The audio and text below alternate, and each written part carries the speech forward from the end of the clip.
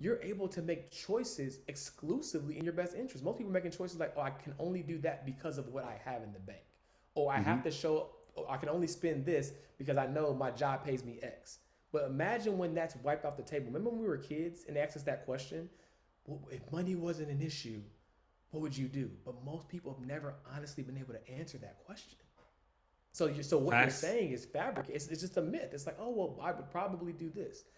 When you actually get there, the answer hits different. When you know that you're uncancelable, when you know you're uncancelable because you got assets that you own that ain't tied to your personal brand.